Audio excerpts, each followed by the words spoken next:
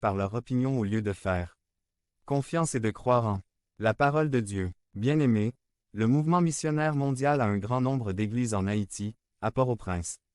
Est l'église centrale de notre œuvre dans ce pays, Dieu a sauvé par le sang précieux de notre Seigneur Jésus-Christ des centaines d'Haïtiens qui sont fidèles au Seigneur et à la parole de Dieu.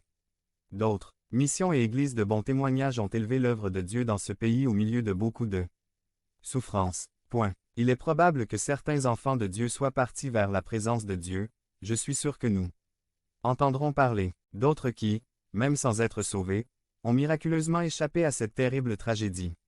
Lorsque nous voyons la souffrance, les pertes en vies humaines, nous ne pouvons nous empêcher de nous apitoyer sur notre sort et de pleurer tant de douleur. Des milliers de personnes sont parties pour l'éternité sans Christ, sans Dieu et sans espoir. Certains ont évoqué ce cataclysme comme un effet du pacte satanique de la nation.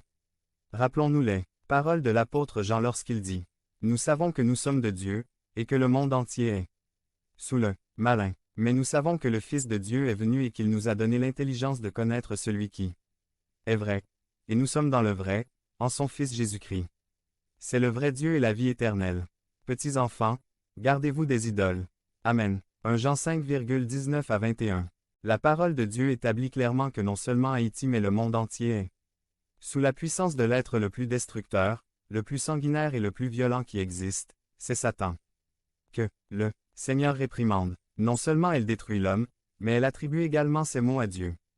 Devenez membre de la chaîne et AIDEZNOUS à propager la parole de Dieu dans le monde entier. Samedi mars 16 2024. Parlez à Dieu en 5 minutes. Description de la vidéo.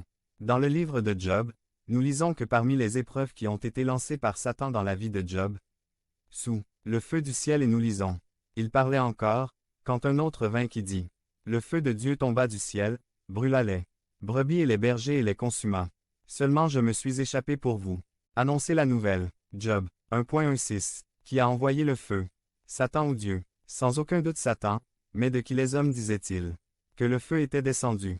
De Dieu. Sans droit à l'erreur, nous pouvons affirmer que Satan est un calomniateur. Jésus définit l'œuvre de Satan dans Jean 10. 10. Le voleur ne vient que pour voler, tuer et détruire. Je suis venu pour qu'ils aient la vie et qu'ils l'aient en abondance. Les tremblements de terre étaient connus parmi le peuple d'Israël à cause de leurs péchés dans la terre promise. Dans Amos 1.1 nous lisons les paroles d'Amos, qui était l'un des bergers de Tekoa, qui prophétisait sur Israël au jour des apostrophes.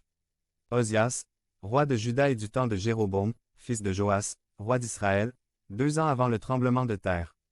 Dans Zacharie 14, 5,